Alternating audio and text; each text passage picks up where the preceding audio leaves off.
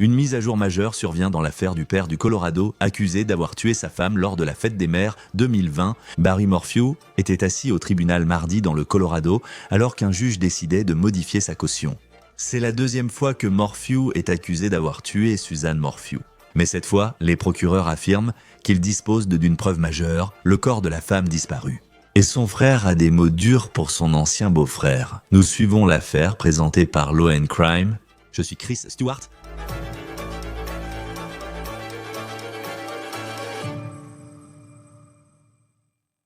Barry Morphew est en détention depuis son arrestation le 20 juin de cette année dans une affaire qui remonte à plus de 5 ans, jusqu'à la fête des mères 2020. Il est possible que Morphew puisse sortir de prison avant son procès à cause de ce qui s'est passé au tribunal cette semaine dans le Colorado. Vidéo de Morphew entrant au tribunal mardi pour une audience de libération sous caution. Ses avocats assurent de son innocence et ont demandé de ramener sa caution de 3 millions à 500 000 $. Ses avocats ont rappelé qu'il a 2 filles, l'une au lycée lors de la disparition de leur mère, l'autre à l'université, et toutes deux le soutiennent, Yamachona. Maintenant, je vais vous expliquer ce que le juge a décidé de faire dans un instant. Et je vais aussi vous révéler les paroles chocs que le frère de Suzanne Morphew a adressées à l'accusé Barry dans cette affaire. Permettez-moi de revenir au début de cette histoire en 2020 et à ceux qui y participent. Vous avez Barry Morphew, dont nous avons parlé, sa femme Suzanne et leurs 2 filles. Tous les 4 semblaient avoir une vie parfaite. Ils vivaient à Salida, Colorado, un endroit digne d'une carte postale. Il offre des vues superbes, idéales pour les amateurs de plein air et d'évasion. En 2020, Suzanne débutait le vélo tout-terrain. Ce jour-là, lors de la fête des mères 2020, les forces de l'ordre ont reçu un appel de voisins inquiets de ne pas avoir eu de nouvelles de Suzanne après avoir parlé avec l'une de ses filles. La police est allée chez les Morphew, mais personne n'était là et il n'y avait aucun signe d'effraction ni de fenêtre brisée. La porte était verrouillée, la voiture de Suzanne au garage. Plus tard, la police a retrouvé son vélo de montagne. C'était à moins d'1 mile de chez elle. Son casque a été retrouvé à un autre endroit, à 1,3 km de son vélo. Les adjoints ont appelé son mari Barry. Barry travaillait dans la construction et était parti tôt ce matin-là pour travailler à Denver, à plus de 2 heures de route. Il a dit aux adjoints que Suzanne dormait quand il a quitté la maison à 5 heures du matin. Il travaillait aussi toute la journée, donc il a dit qu'il n'avait pas prévu d'appeler sa femme. Mais il a ensuite reçu un appel de voisins qui étaient inquiets parce que Suzanne avait disparu. Vidéo de la caméra corporelle montrant les premiers échanges des adjoints avec Barry Morphew à son retour à Salida. Écoutez attentivement ce qu'il dit. Où est le vélo? Oh, il est juste là. Où était-il? C'était juste là en bas, dans ce petit talus. Juste ici. Désolé, prends ce type. Le mari est ici avec moi.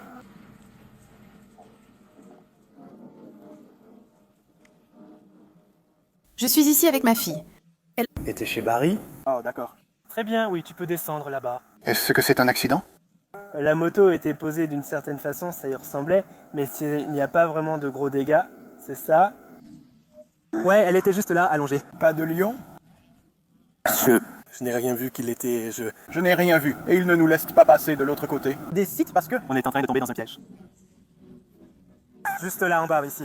On entend que Barry est ému en parlant aux forces de l'ordre. Cependant, à ce stade, ce n'était pas une affaire de meurtre. Il s'agissait d'une enquête pour disparition. Et Barry, il semble tirer des conclusions hâtives.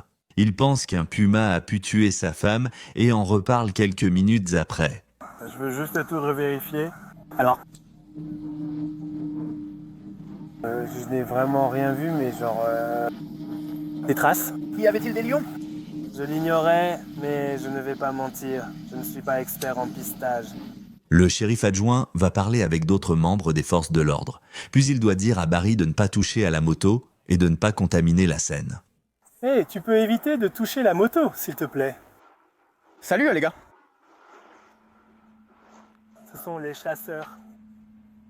Je porte des vêtements de femme, mais j'essaie d'éviter. L'enquêteur demande au shérif adjoint comment va Barry. Il semble vraiment distrait. Ensuite, il revient un peu en arrière, et je dois vérifier avec lui. Je me dis, tu sais ce qui serait le mieux pour toi, mais ce type-là, il s'est présenté tout seul. Et Barry, vous allez bien? Où est-ce que vous allez? D'accord. Je vais sûrement te demander de venir parler davantage avec nous bientôt. Merci, mec. D'après ce que j'ai entendu, l'adjoint dit qu'il semble un peu bouleversé par la disparition de sa femme. Les adjoints retournent ensuite à la maison avec Barry. On peut aussi sentir que Barry attire l'attention des forces de l'ordre à ce moment-là, surtout à cause d'un vêtement retrouvé dans la buanderie. Un vêtement que l'on supposerait emporter si l'on partait faire du vélo tout-terrain.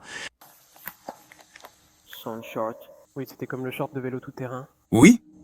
Comme les shorts rembourrés de Merman. Oui. Oui. Pour que... Je suis curieux. Oui, j'ai vu ça, que c'était des shorts de vélo. Parlons maintenant de l'endroit où Barry est allé le jour où Suzanne a disparu. Il a dit que c'était un voyage de travail. Il est parti tôt le matin avant l'aube. Les enquêteurs ont ensuite interrogé son collègue, qui a précisé qu'il ne devait pas être près de Denver avant dimanche soir. L'employé et Barry étaient aussi censés monter ensemble. Mais Barry, sans prévenir, a décidé de partir tôt tout seul le matin, des heures avant l'heure prévue de leur départ. Le collègue a dit qu'il est finalement arrivé dans la région de Denver. À son arrivée, il a constaté que Barry n'avait pas apporté les outils nécessaires et qu'aucun travail n'avait été fait. Après avoir consulté les caméras, les adjoints affirment que Barry est resté moins d'une demi-heure sur le chantier. Il a passé la journée à conduire jusqu'à une ville à 2h30 de chez lui, déposant des objets dans des poubelles. C'est selon les enquêteurs. Ensuite, dans l'hôtel où Barry a séjourné en 2020, ce collègue a déclaré au Daily Mail que lorsqu'il est retourné dans la chambre d'hôtel, elle sentait le chlore que le personnel de l'hôtel affirme ne pas utiliser pour le ménage. Je veux que vous vous souveniez de cette partie, car en 2025, le chlore pourrait être un indice glaçant. En ce qui concerne la vie personnelle de Barry, il a dit aux enquêteurs que lui et Suzanne avaient un excellent mariage, mais les enquêteurs allaient plus tard croire que c'était un mensonge. Même un jeune enfant, ayant parlé aux adjoints à leur arrivée après la disparition de Suzanne, semblait déjà conscient des problèmes. Tu peux répondre honnêtement. Tu sais, moi, je pense qu'ils ont eu quelques problèmes. Oui, dans le passé. Genre juste normal. Des trucs de mari et femme normaux. Ils ne parlent pas de se séparer ou quoi que ce soit. Ils l'ont fait, ouais. D'accord? Je le ferai, oui. Et tu sais ça grâce à... Macy. Oui, je suis très proche d'elle. Tu dois comprendre qu'il ne faut rien leur dire de ce que tu sais, d'accord? Ensuite, les messages sur le portable montraient bien l'ampleur des problèmes de Barry et Suzanne. Les enquêteurs ont découvert sur le téléphone de Barry qu'il aurait supprimé une conversation par service de messagerie courte avec sa femme, qui comprenait une capture d'écran d'un message de Suzanne disant, je cite, « J'en ai fini. Je me fiche complètement de ce que tu fais et ça fait des années que c'est comme ça. Nous devons juste régler ça de façon civile. » Selon les enquêteurs, Suzanne avait une liaison avec quelqu'un qui vivait dans un autre État. Ce mariage était en train de s'effondrer et les enquêteurs avaient alors un mobile potentiel, même si Barry s'exprimait publiquement, lançant des appels à témoins, demandant des informations dans l'espoir de ramener sa femme à la maison. Suzanne, si quelqu'un m'entend, si quelqu'un t'a, s'il te plaît, je ferai tout ce qu'il faut pour te ramener. Alors, passons à ce que les procureurs ont dit à propos des données du téléphone portable. Les appareils électroniques de Suzanne ont montré sa dernière activité vers 14h11. Le téléphone de Barry s'éteint ensuite vers 4h37 du matin le lendemain, avant de se rallumer à 5h37 quand il a dit qu'il allait faire ce voyage à Denver pour le travail.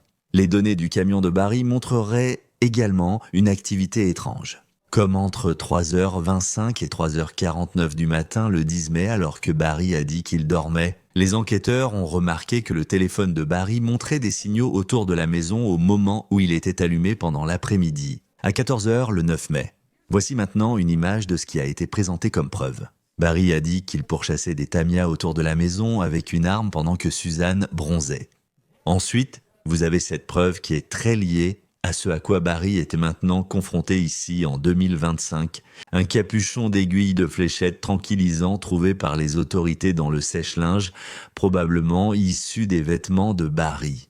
Les enquêteurs ont arrêté Barry en mai 2020. Ils pensaient que Barry avait tiré sur Suzanne avec un pistolet tranquillisant, puis l'avait poursuivi dans la maison jusqu'à son évanouissement. Ensuite, il l'a tuée et s'est débarrassé de son corps. La fille qui vivait dans la maison était en dehors de la ville le week-end où tout cela s'est produit. Maintenant, les accusations n'ont pas tenu, et ce n'était pas par manque de preuves. En avril 2022, juste avant le procès de Barry pour meurtre, les procureurs ont annoncé qu'ils ne pouvaient pas poursuivre et ont demandé l'abandon des charges. Il s'avère que le procureur du district n'a pas transmis les preuves à la défense et que plusieurs témoins de l'État ont été interdits de témoigner. La procureure Linda Stanley a été radiée du barreau, ce qui a conduit à la libération de Barry. Mais le juge a précisé que les procureurs pourraient un jour déposer à nouveau des charges. Plus d'un an après l'abandon des charges contre Barry, le véritable coup de théâtre dans cette affaire, s'il n'y en a qu'un. Le 22 septembre 2023, le corps de Suzanne Morpheus a été découvert dans une tombe peu profonde, à quelques centaines de mètres d'une route. Les enquêteurs affirment que la majorité de ces os ont été retrouvés, mais qu'ils étaient fortement blanchis. Blanchi peut signifier plusieurs choses. J'en ai discuté avec Joseph Scott Morgan, ancien médecin légiste qui intervient souvent dans notre émission. Il anime Body Bags. Quand j'en ai parlé, il m'a expliqué que le soleil pouvait blanchir les os. Mais aussi, j'ai pensé à cette odeur de chlore dans la chambre d'hôtel de Barry Morphew à Denver, dont son collègue a parlé lors d'une interview avec le Daily Mail. Barry aurait-il tenté de dissimuler son crime présumé avec de l'eau de Javel ? Nous attendons d'en apprendre davantage à ce sujet de la part des procureurs. Maintenant, avec ces os, les adjoints ont trouvé un port pour le traitement du cancer, qui permet aux patients de recevoir des médicaments comme une perfusion, ainsi que les vêtements de cyclisme qu'elle portait habituellement. Un nouveau rebondissement dans l'affaire, l'acte d'accusation affirme que les vêtements n'avaient pas de traces de décomposition, suggérant que Suzanne ne les portait pas quand son corps s'est décomposé. Aucune preuve n'indiquait que l'endroit où elle a été retrouvée était son site de sépulture initial. Citation, l'anthropologue médico-légal a estimé qu'en se basant sur ces éléments, il était peu probable que Suzanne soit passée d'un corps frais à un squelette à cet endroit, à Red. Et ce qui pourrait également constituer une preuve accablante dans cette affaire, c'est le cocktail chimique tranquillisant appelé BAM. L'autopsie a trouvé sa présence dans les restes de Suzanne, il sert souvent pour les animaux. En 2020, il n'y avait qu'une seule entreprise aux États-Unis qui produisait ce mélange chimique, et il n'était disponible que sur ordonnance d'un vétérinaire. Les Morphew ont déménagé du Indiana au Colorado en 2018. À l'époque, Barry était éleveur de cerfs, selon l'acte d'accusation, et il a acheté du BAM en 2018 avant de déménager au Colorado. Les enquêteurs ont vérifié qui d'autre dans les comtés environnants avait acheté du BAM, et écoutez bien, je cite, « Les dossiers ont également montré qu'aucun autre citoyen privé ou entreprise privée dans les comtés environnants n'avait acheté de prescription de BAM entre 2017 et 2020. À part les services des parcs locaux, Barry était la seule personne connue dans cette région à posséder cette substance qui a été retrouvée dans les restes de sa femme. » En lettres majuscules, les procureurs écrivent « En fin de compte, les dossiers de prescription montrent que lorsque Suzanne Morphew a disparu, un seul citoyen privé vivant dans toute cette région de l'État avait accès au BAM Barry Morphew. » Un grand jury a inculpé Barry Morphew pour le meurtre présumé de sa femme Suzanne. Il a été arrêté en Arizona et a été envoyé au Colorado. Voici une nouvelle vidéo de Barry filmée en Arizona après son arrestation. En juillet dernier, Barry est revenu dans une salle d'audience du Colorado et a souri largement à la galerie. D'après KMGH, ce sourire visait une de ses filles. Toutes deux étaient présentes au tribunal mardi cette semaine, et elles semblent toujours soutenir leur père. Désormais, elles pourraient jouer un rôle clé dans cette affaire. Lorsque les charges contre Barry ont été abandonnées en 2022, elles sont allées sur Good Morning America avec lui. J'aime tellement mes filles. Et j'aime ma femme. La caution a été fixée à 3 millions de dollars en espèces en juillet. Les avocats de Barry ont demandé de ramener la somme à 500 000 dollars menant à l'audience de cette semaine. Aucun témoin n'a été appelé lors de cette audience sur la caution, mais le frère de Suzanne Morphew a déposé cette déclaration d'impact sur la victime qui disait en partie « J'ai passé de nombreuses nuits éveillées à réfléchir aux dernières minutes de la vie de ma sœur Suzanne. » Et il poursuit en disant, je cite, « Alors qu'elle envisageait le mariage avec ce monstre, ses pensées se sont tournées vers une question qu'elle s'est posée d'innombrables fois dans sa vie. Qu'est-ce que je pensais ? Son héritage aidera, espérons-le, d'autres à éviter le sort qu'elle a connu en épousant un narcissique sans cœur. » Maintenant, au tribunal, la défense a soutenu que Barry est un homme innocent et que cela sera prouvé devant la cour. Ils mentionnent aussi les conditions de caution imposées à Barry lors de sa précédente affaire au tribunal. Ils affirment aussi qu'il a respecté toutes les règles lors de sa précédente liberté sous caution. J'admets que les preuves ont changé, même si ce n'est que très légèrement. Bien sûr, heureusement, avec la découverte du corps de Mademoiselle Morphew, mais ce qui est important, c'est que les preuves matérielles et le problème que le gouvernement a eu à trouver la bonne personne responsable de cette infraction, votre honneur, les preuves elles-mêmes n'ont pas changé, même si la théorie du gouvernement, elle, a évolué et cela n'a cessé de changer. Votre honneur, les preuves de l'innocence de M. Morphier sont substantielles et je pense qu'au cours des prochains mois, la Cour le verra lorsque le moment sera véritablement approprié. Mais en décidant s'il faut ou non réduire la caution de M. Morphier de 3 millions de dollars à ce que demande la défense, c'est-à-dire 500 000 dollars, la Cour doit prendre en considération, comme elle l'a fait, la conduite passée de M. Morphier. Nous savons, votre honneur, que M. Morphier a été libéré sous caution de 500 000 dollars. Et tout au long de la procédure concernant l'affaire de M. Morphier, après le décès malheureux de Mme Morphier, M. Morphier a fait exactement ce que la caution exige, c'est-à-dire qu'il s'est présenté à chacune des audiences du tribunal. Il l'a fait. Il a respecté toutes les exigences du tribunal et n'a jamais eu de problème à se conformer aux ordonnances du tribunal. Et rien dans les preuves ni dans l'accusation n'a finalement changé cela. Le ministère public a réfuté l'idée de la défense que la découverte du corps de Suzanne ne représentait qu'un léger changement dans l'affaire.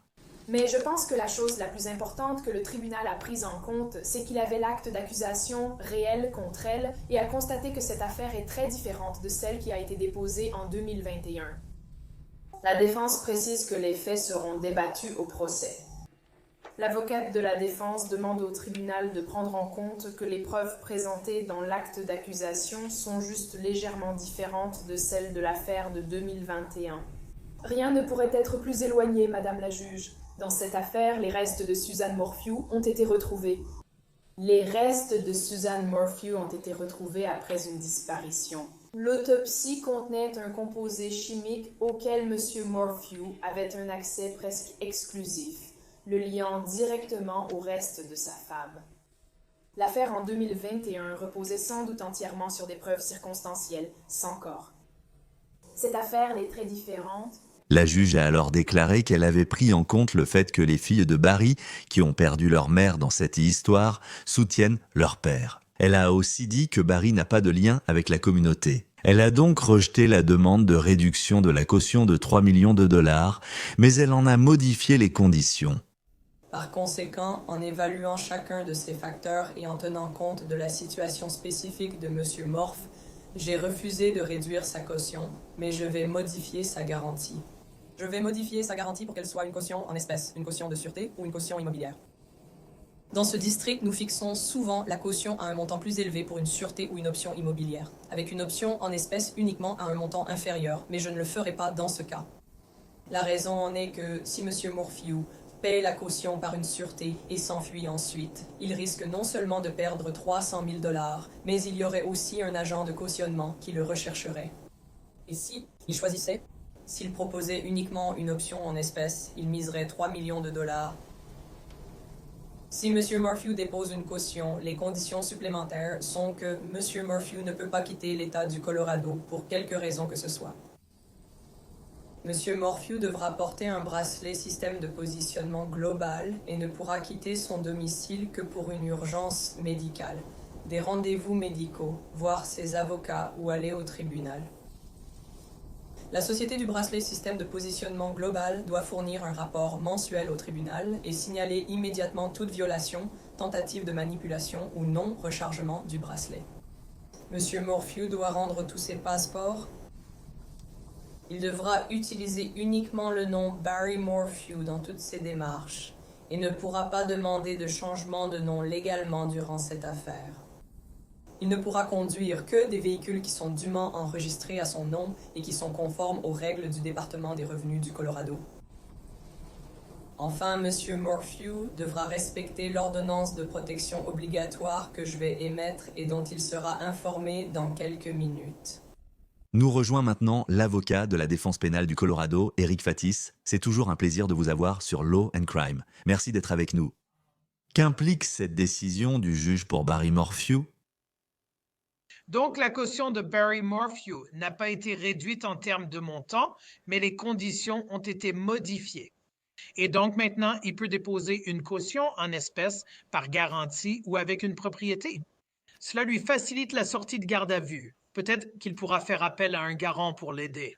Peut-être qu'il possède des biens qu'il peut mettre en garantie pour essayer de déposer cette caution et défendre son affaire en liberté. Je sais que la caution est de 3 millions de dollars. En général, c'est environ 10%. Je pense que si quelqu'un voulait, il a une maison à Salida, toujours à son nom. Vous mettez votre maison en garantie pour 300 000 dollars et vous êtes libéré. Est-ce que c'est comme ça que ça fonctionne généralement quand il s'agit d'accords, de la caution avec garantie? Que faites-vous après? Au moment d'enregistrer, j'ignore s'il a payé la caution.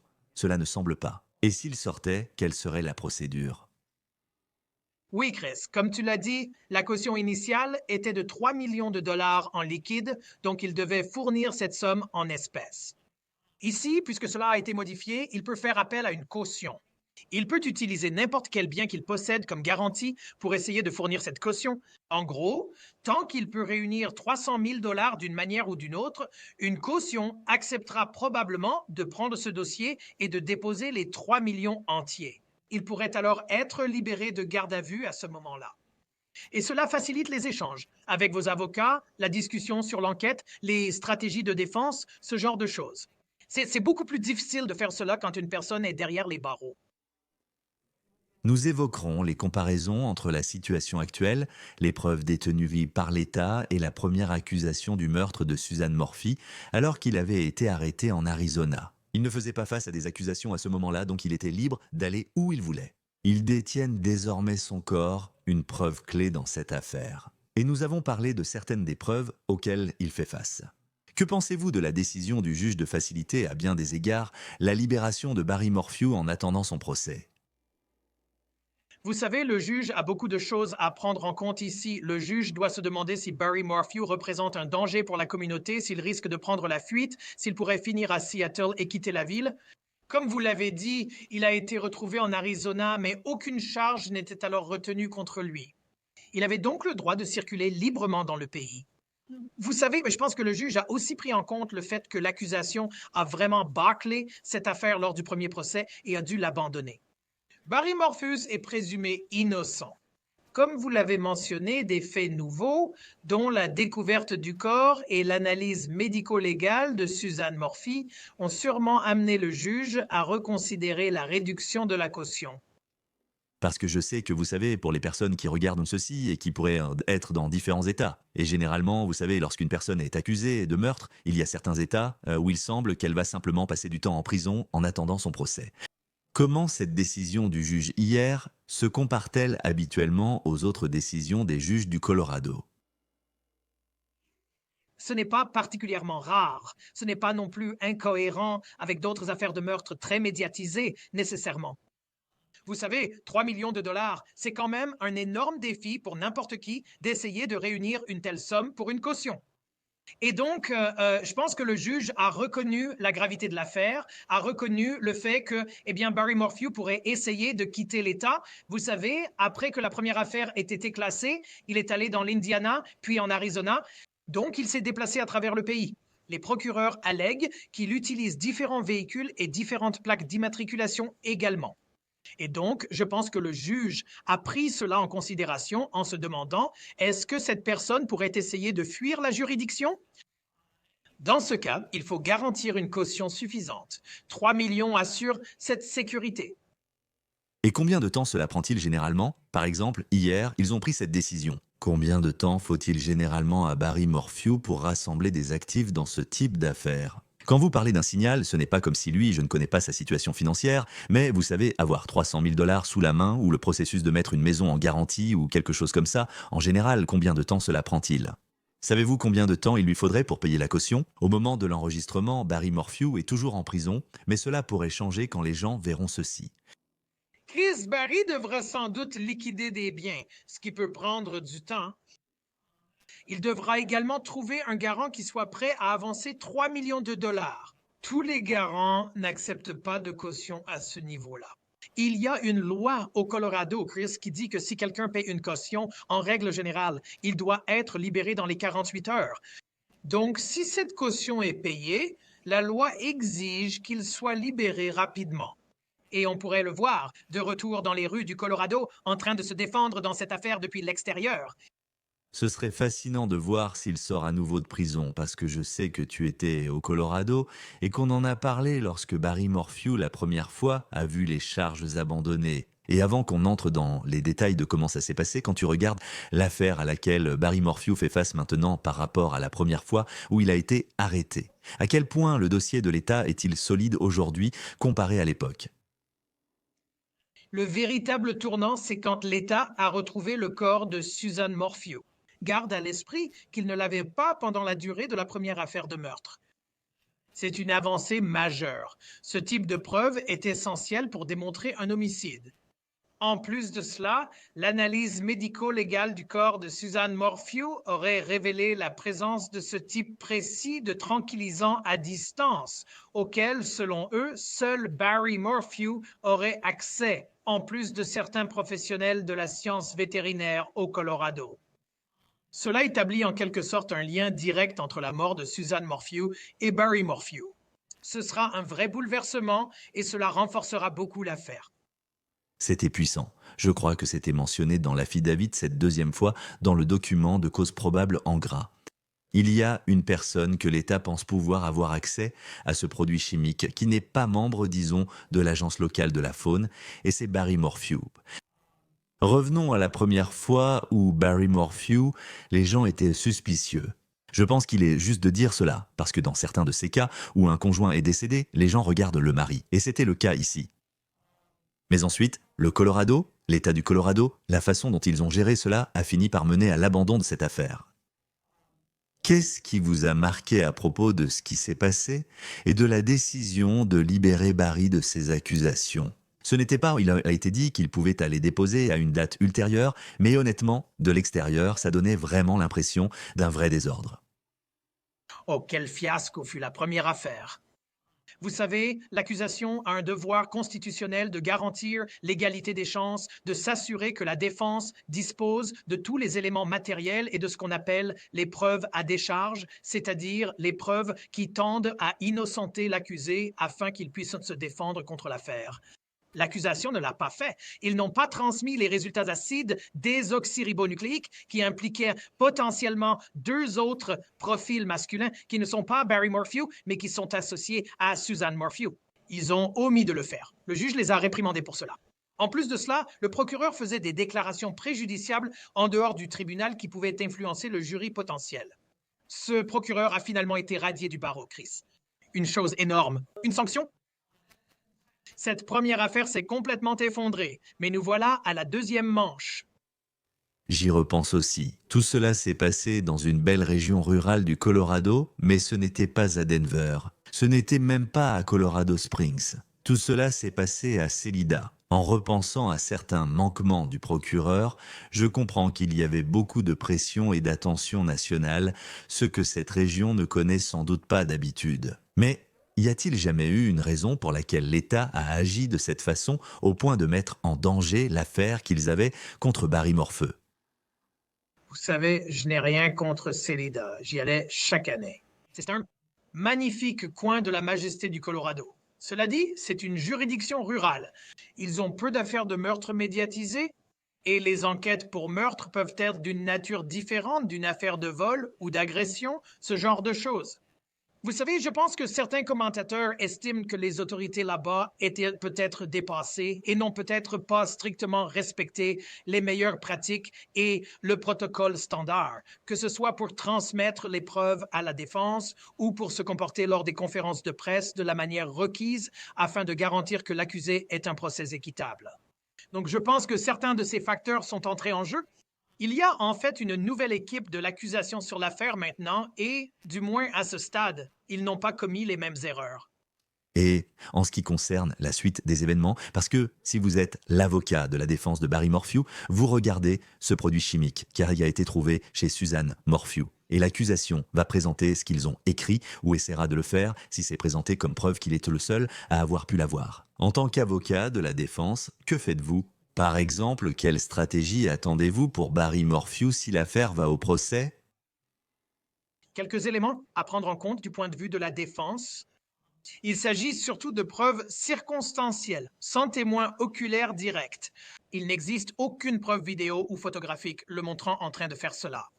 C'est comme essayer de relier les points, si vous voulez. En plus de cela, je pense que la défense doit attaquer le manque de rigueur de l'analyse médico-légale qui a eu lieu tout au long de l'affaire. Cela inclut l'analyse acide désoxyribonucléique qui, comme je l'ai mentionné, implique peut-être 2 profils masculins liés à Suzanne Morphew. S'ils peuvent bâcler cela, comment faire confiance à l'analyse médico-légale du corps de Suzanne Morphew? Est-il au moins possible que quelqu'un ait tenté d'influencer la balance et d'essayer de faire pencher la justice en faveur de l'accusation? La défense devrait considérer ces arguments, même s'ils sont difficiles à présenter. On frôle le complotisme.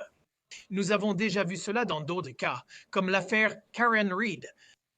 Ces arguments peuvent être entendus et seront probablement examinés par la défense.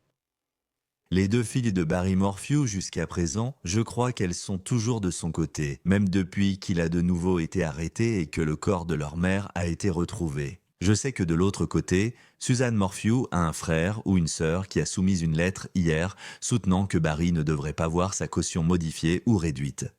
Mais quel rôle ces filles, étant si visibles aux côtés de Barry, jouent-elles pour la défense?